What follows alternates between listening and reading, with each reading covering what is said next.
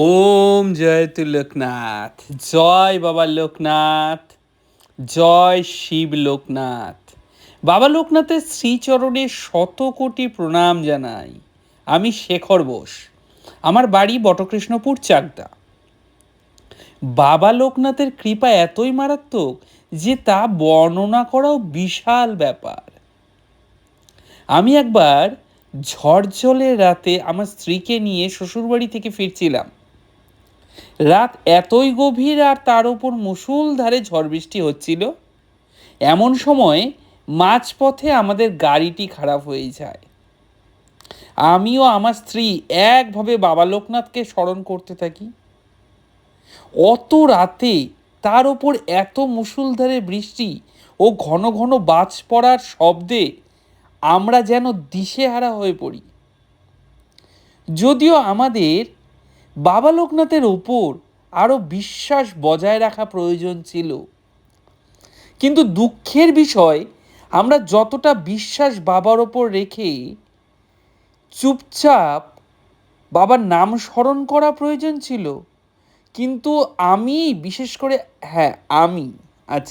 সেটা করতে না পেরে দিশেহারা অবস্থায় স্ত্রীর বারণ সত্ত্বেও গাড়ি থেকে বের হয়ে পড়ি। আমার মাথায় তখন একমাত্র দুশ্চিন্তা ছিল আমার নতুন বিয়ে করা বউ ও তার সম্মান রক্ষা। আমি বের হয়ে আশেপাশে গাড়ির মেকানিকের খোঁজ করতে শুরু করি, যাতে সহজে গাড়িটি ঠিক করে আমি স্ত্রীকে নিয়ে নির্বিঘ্নে বাড়ি ফিরে আসতে পারি। অনেক খোঁজাখুঁজির পরও আমি কোনো গাড়ির মেকানিক খুঁজে পাই না। কি করব কিছুই ভেবে না পেয়ে আমি অন্ধকারে পথ হারিয়ে উদ্ভ্রান্তের মতো জঙ্গলে ঢুকে পড়ি। আশেপাশে এতই অন্ধকার ঘনীভূত হয়ে পড়েছিল সে সময় যে আমি রাস্তায় না গিয়ে জঙ্গলে প্রবেশ করি তা নিজেও বুঝে উঠতে পারি না।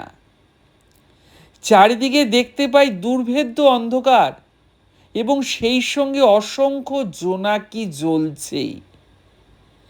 এমন অবস্থায় যে আমার বাবা লোকনাথকে একভাবে স্মরণ করা উচিত ছিল তাও ভুলে যাই আমি। ফলে মুখে একটিবারের জন্য জয় বাবা লোকনাথ এই মহানামটি আর আসে না। যদি তখন একটিবারের জন্য এই মহানামটি আমি স্মরণ করতে পারতাম তাহলে সেই বিপদ থেকে তৎক্ষণাৎ মুক্তি লাভ সম্ভব হতো। কিন্তু দুঃখের বিষয় তখন কিছুতেই আমার মুখ থেকে জয় বাবা লোকনাথ বেরোচ্ছিল না। এরপর আমি ক্রমশই গভীর জঙ্গলে প্রবেশ করতে লাগলাম, কিছুই বুঝতে না পেরে। কিন্তু এরপরেই আমি দেখলাম বৃষ্টি প্রায় থেমে গেল। তার কিছুক্ষণ পরে আকাশ পুরো পরিষ্কার। মেঘের ঘনঘটা সব দূরে সরে যাওয়ায় রাতের তারারা পুরো আকাশের দখল নিল এবং তাদের মধ্যমণি হয়ে পূর্ণিমার চাঁদ জেগে উঠল। সেই আলোতে আমি স্পষ্টতই চারধার দেখতে পেলাম। দূরে দেখলাম কি অদ্ভুত এক দৃশ্য। দুটো দাঁতাল হাতি পরম নিশ্চিন্তে দাঁড়িয়ে কলা গাছের পাতা চিবুচ্ছে আর একভাবে আমায় দেখছে। হয়তো ভাবছে এত গভীর রাতে এই গভীর জঙ্গলে এই মানুষটি আবার কি করছে। হাতিদের দেখে আমার হুঁশ ফিরে আসে। আমি বুঝতে পারি যে বড় রাস্তা পেরিয়ে আমি তো গভীর জঙ্গলে ঢুকে একেবারে হাতির সামনে এসে পড়েছি। কি অদ্ভুত ঘটনা! তাও আমার মুখ থেকে তখনও বাবা লোকনাথের মহামন্ত্র জয় বাবা লোকনাথ বেরোচ্ছে না। এরপর আমি চেতনা ফিরতেই হুড়মুড় করে জঙ্গল থেকে বেরিয়ে বড় রাস্তার ওপর এসে দাঁড়ালাম। দেখি পকেটে মোবাইলটি বাজছে। ওঠাতেই দেখি স্ত্রীর গলা। বলছে, কি গো, তুমি যে সেই মেকানিক ডাকতে গেলে তো গেলেই, এদিকে এখানে একটি চমৎকার ঘটলো জানো। অচেনা একজন অন্ধকারে তার চোখ মুখও দেখা গেল না। সোজা এসে আমাদের গাড়ির বনেট খুলে কি যেন একটা করলো। অমনি গাড়ি ঠিক হয়ে গেল।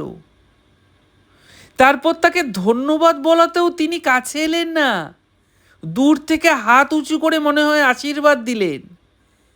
তারপর আবার অদ্ভুতভাবে অন্ধকারে মিলিয়ে গেলেন। ড্রাইভার ভাই বলছে গাড়ি এবার স্টার্টও নিয়েছে আর আগের সেই শব্দটিও নেই। এদিকে বৃষ্টিও থেমে গেছে। তুমি চলে আসো তাড়াতাড়ি। সবই বাবা লোকনাথের কৃপা বলো। জয় বাবা লোকনাথ। আমার স্ত্রীর বলা শেষের কথাটি আমার কানে প্রবেশ করার সাথে সাথে আমার মনে প্রাণে যেন এক আনন্দের ঢেউ খেলে গেল। জয় বাবা লোকনাথ। এই তো সেই মহামন্ত্র আমার কান দিয়ে আমার সর্বশরীরে আনন্দের ঢেউ খেলিয়েছে।